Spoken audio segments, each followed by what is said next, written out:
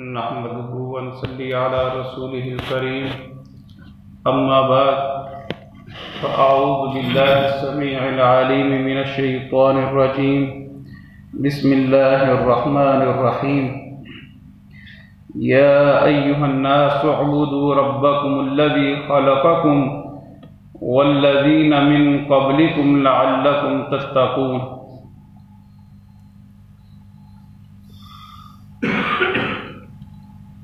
یا ایھا الناس، اے لوگو، اعبدو، عبادت کرو، ربکم، اپنے رب کی۔ سامعین حضرات، اگر آپ اس آیت میں ذرا غور کریں تو آپ کو اللہ رب العالمین کی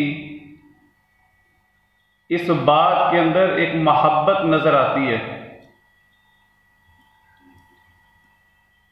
یا ایھا الناس، اے لوگو، اعبدو، عبادت کرو، ربکم، اپنے رب کی۔ انداز یہ بھی ہو سکتا تھا کہ اے لوگو، میری عبادت کرو کیونکہ میں تمہارا رب ہوں، لیکن یہاں پر بیان کر کے کہ عبادت کرو ربکم، اپنے رب کی، احساس دلایا ہے،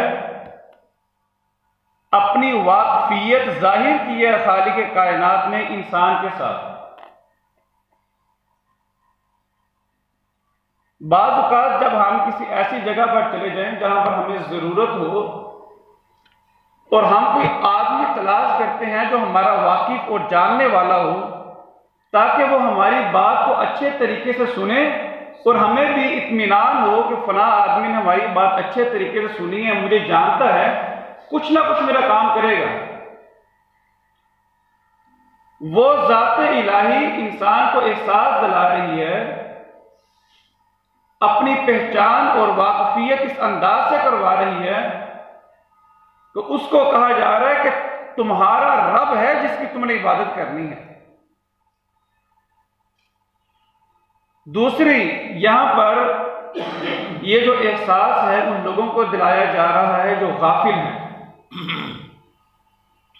اس کے اندر ایک اور انداز ہے، وہ لوگ جو ذات الہی کے علاوہ کسی اور کے آگے سجدہ ریز ہوتے ہیں، ان کو غیرت دلائی جا رہی ہے کہ اے لوگو، اس ذات کی عبادت کرو جو تمہارا رب ہے، اس کے علاوہ کسی اور کی عبادت نہ کرو۔ دیکھو، جس نے کھانے کو دیا، جس نے پینے کو دیا، جس نے تمہیں تمام تر نعمتیں عطا کی، تو عبادت کا لائق تو وہی ذات ہے۔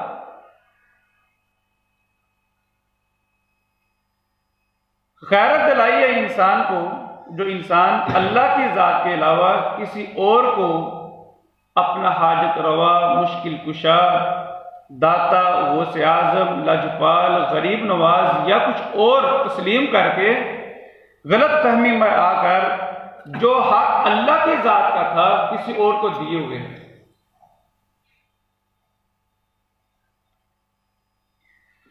تیسری چیز یہاں پر دلاسا دیا انسان کو، یا ایھا الناس، اے لوگو، اعبدو، عبادت کرو، ڈنکے کی چوٹ عبادت کرو، حق بیان کرو، ڈرو نہیں، کیوں؟ تمہارا رب میں ہوں، کوئی اور نہیں۔ میں تمہیں پالنے والا ہوں، کوئی اور نہیں۔ تمہاری حفاظت کرنے والا میں ہوں، کوئی اور نہیں۔ کھل کر عبادت کرو، حق بات بیان کرو، باطل کا انکار کرو۔ کوئی بھی اگر جابر اور ظالم حکمران تمہارے سامنے ہو تو ڈرنے کی ضرورت نہیں ہے۔ میں اللہ کی عبادت کروں، میں تمہارا رب ہوں۔ یہاں پر اللہ تبارک و تعالیٰ نے اپنی صفت ربوبیت کا ذکر کیا ہے۔ عزیز ساتھیو، رب اس ذات کو کہتے ہیں، رب اس ذات کو کہتے ہیں جو اپنے زیر ملک چیز کی بذات خود اس کو پروان بھی چڑھاتا ہے، اس کی تربیت اور اصلاح کا بندوبست بھی کرتا ہے۔ ایک دوسرے انداز سے سمجھیے کہ ذات رب اس ذات کو کہا جاتا ہے جس کے اندر 3 خصوصیات موجود ہوں۔ کتنی خصوصیات؟ 3۔ سب سے پہلی خصوصیت وہ خالق ہو، دوسری خصوصیت یہ ہے کہ وہ مالک ہو، اور تیسری خصوصیت یہ ہے کہ وہ مدبر ہو۔ جس کے اندر ان میں سے ایک بھی چیز رہ جائے وہ رب نہیں ہوتا۔ خالق وہ ذات ہے جس نے پیدا کیا ہے، اور آپ دیکھیں کہ دنیا کتنی ترقی کر رہی ہے۔ آج سائنس اور ٹیکنالوجی اپنے عروج پر سمجھی جاتی ہے۔ کوئی بھی دنیا میں ایسا آدمی نہیں نظر آئے گا آپ کو اس دور کے اندر جو دعویٰ کرے کہ میں نے کوئی چیز پیدا کی ہے۔ ذات الہی یعنی رب اس ذات کو کہا جاتا ہے جو خالق ہے۔ آج دنیا کے اندر جو سائنس ہے وہ یہ بات کہتی ہے کہ ہم نہ کوئی چیز پیدا کر سکتے ہیں اور نہ ہی ہمارے اندر یہ کوئی صلاحیت ہے۔ ہم کرتے کیا؟ 2 چیزیں جو پیدا ہوئی ہیں جس کو قدرت نے پیدا کیا ہے، ہم ان کو ملا کر ایک نئی چیز بنا لیتے ہیں، لیکن ہم کسی چیز کو پیدا کر سکتے نہیں۔ خالق اسے کہتے ہیں جو پیدا کرنے والا ہے۔ اس کے بعد پیدا کر کے چھوڑ نہیں دیا کہ لو جی میں نے پیدا کر لیا ہے، اب کماؤ گے تو کھا لو گے، نہیں کماؤ گے تو مرو گے، سردی لگتی ہے تو لگے، گرمی لگتی ہے تو لگے۔ انسان کو اس کے حال پر نہیں چھوڑا۔ وہ مالک ہے، وہ انسان کو پروان بھی چڑھا رہا ہے، اس کی نشو و نما بھی کر رہا ہے۔ اس کو سردی جب لگتی ہے تو اس لحاظ سے جس خوراک کی ضرورت ہے وہ خوراک مہیا کرتا ہے، جس لباس کی ضرورت ہے وہ لباس عطا کر رہا ہے۔ گرمی کا موسم آتا ہے، جس چیز کی ضرورت انسان کو پیش آتی ہے وہ ذات الہی انسان کے مانگے بغیر اس کی ضرورت کو پورا کر رہا ہے۔ اسے کہتے ہیں مالک۔ پہلے پیدا کیا وہ خالق، اس کے بعد اب نشو و نما کر رہا ہے، پروان چڑھا رہا ہے، تو یہ مالک۔ تیسری صفت ہے مدبر کی، یعنی یہ وہ ذات ہے کہ اب انسان نے کل کیا کرنا ہے انسان تو نہیں جانتا، لیکن وہ ذات جانتی ہے۔ انسان نے کل کیا کرنا ہے، کل کیا نہیں کرنا ہے، تدبیر کرنے والی ذات صرف اللہ کی ذات ہے۔ آپ دیکھیں ہم رات کو سوتے ہیں، ہمارا جسم تھک جاتا ہے، آنکھیں تھک جاتی ہیں، کان، پورا جسم تھکا ہوتا ہے، ہم آرام سے سو جاتے ہیں، ہمیں اپنی ہوش نہیں ہے، لیکن ہماری جان کی حفاظت کون کر رہا ہے؟ ہمارے مال کی حفاظت کون کر رہا ہے؟ ہماری اولاد کی حفاظت کون کر رہا ہے؟ ہمارے گھر بار کی ہر چیز کی وہ حفاظت کرتا ہے۔ ہم صبح اٹھتے ہیں، ہم بالکل فریش ہوتے ہیں صبح اٹھ کر، ہمارا پورا جسم توانا، تندرست، اچھے طریقے سے کام کر رہا ہے۔ تو کیا وہ ذات اس لائق نہیں ہے کہ اتنی انسان پر نعمتیں کرے اور بغیر انسان کے مانگے سب کچھ عطا کر دے کہ انسان اس کا شکریہ بھی بجا لائے؟ تو فرمایا یا ایھا الناس، اے لوگو، اعبدوا، عبادت کرو، ربکم، اپنے رب کی، الذی، وہ ذات۔ اب اپنی جو رب ہونے کے حوالے سے ایک اور انداز سے بات کر دی، فرمایا الذی، رب وہ ذات ہے، خلقکم، جس نے تم کو پیدا کیا ہے۔ یعنی انسان کی اوقات بھی بیان کرتی کہ تم مخلوق ہو۔ والذین، اور ان لوگوں کو، من قبلکم، جو تم سے پہلے تھے۔ اب انسان سوال کر سکتا ہے، خیال آ سکتا ہے کہ جناب میں پیدا ہوا ہوں، مجھے میرے والدین نے جنم دیا ہے۔ اب بات یہ ہے کہ جناب ان کو کس نے جنم دیا ہے؟ ان کے والدین نے، ان کے والدین نے۔ آخر کا آپ چلے جائیں جناب آدم علیہ السلام کی طرف۔ سوال یہ کہ اب ان کو کس نے پیدا کیا؟ اللہ نے۔ جناب آدم علیہ السلام کو ذات الہی نے مٹی سے پیدا کیا ہے، اور پھر اس کے بعد انسان کو پانی سے۔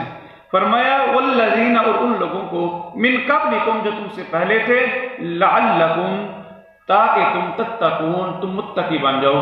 عبادت کا مقصد آخر میں بیان کیا ہے، جو شروع میں بیان کیا نا، یا ایھا الناس، اے لوگو، اعبدوا، عبادت کرو، ربکم، اپنے رب کی۔ عبادت کیوں کرنی ہے اس کی لاجک آخر میں بیان کی، لعلکم، تاکہ تم تتقون، تم متقی بن جاؤ، پرہیزگار بن جاؤ۔ متقی کس کو کہا جاتا ہے؟ عزیز بھائیوں، متقی کہا جاتا ہے تقوی اختیار کرنے والا، ڈرنے والا۔ کس بات سے ڈرنے والا؟ ایک دیکھیے گا، ایک ڈر یہ ہوتا ہے کہ میں جناب فلاں کام کروں گا مجھے فلاں صاحب ماریں گے، یہ خوف ہے۔ ایک ڈر وہ ہے جو محبت کی وجہ سے ہوتا ہے کہ اگر میں نے یہ کام کر لیا تو میرے اللہ کو معلوم ہو گیا کہ میرا اللہ مجھ سے ناراض ہو جائے گا۔ یہ جو خوف ہے انسان کے دل کے اندر، یہ محبت کی وجہ سے ہے۔ یہ اس وجہ سے نہیں ہے کہ فلاں آدمی بڑا مارنے والا ہے جناب، بڑا ظالم ہے، بڑا جابر ہے، یہ نہیں ہے۔ یہاں پر جس خوف کا ذکر کیا جا رہا ہے وہ خوف محبت کی وجہ سے ہے کہ جس ذات نے میرے اوپر اتنے انعامات احسانات کیے ہیں، اگر اس کو معلوم ہو جائے کہ میں نے یہ غلطی کی ہے تو وہ ذات الہی کہیں مجھ سے ناراض نہ ہو جائے۔ حضرت عمر بن خطاب رضی اللہ تعالی عنہ خلیفہ دوم ہے، امیر المؤمنین۔ آپ نے ایک صحابی رسول صلی اللہ علیہ وسلم سے سوال کیا کہ تقوی کس کو کہتے ہیں؟ انہوں نے جواب دیا کہ جناب آپ کا کبھی گزر کسی خاردار جاریوں سے ہوا ہے، ایسے راستے میں جہاں پر ہر طرف جاریاں ہوں؟ فرمایا ہوا ہے۔ انہوں نے سوال کیا کہ امیر المومنین اس راستے سے آپ پھر کیسے گزرتے ہیں جہاں پر ہر طرف جاریاں ہوں؟ فرمانے لگے کہ میں ایک ہاتھ سے اپنے کپڑے سمیٹتا ہوں، جاریاں ہیں، اپنے کپڑوں کو بچانے کی کوشش کرتا ہوں، ایک ہاتھ سے اپنے کپڑوں کو سمیٹتا ہوں، ایک ہاتھ سے ان جاریوں کو پیچھے کرنے کی کوشش کرتا ہوں، اور تیسرا کام یہ کرتا ہوں جب پاؤں رکھتا ہوں تو پھونک پھونک کے رکھتا ہوں کہ میرے پاؤں کے نیچے کوئی کانٹا نہ آ جائے۔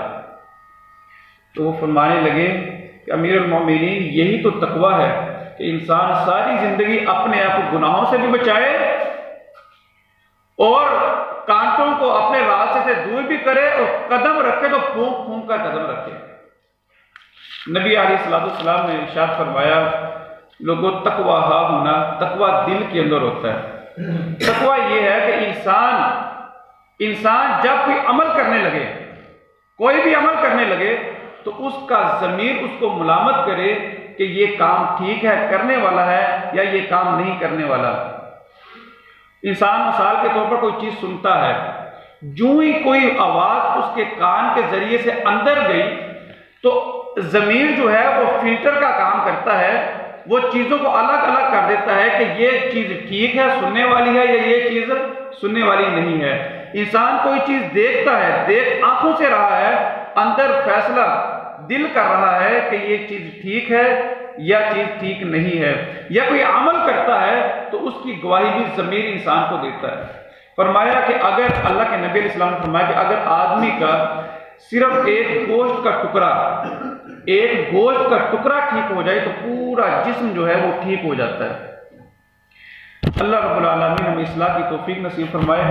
روایت کر لیجیے یا ایھا الناس، اے لوگو، اعبدوا، عبادت کرو، ربکم، اپنے رب کی، الذی، وہ ذات، خلقکم، جس نے پیدا کیا تم کو، والذین، اور ان لوگوں کو، من قبلکم، جو تم سے پہلے تھے، لعلکم، تاکہ تم تتقون، تم متقی بن جاؤ۔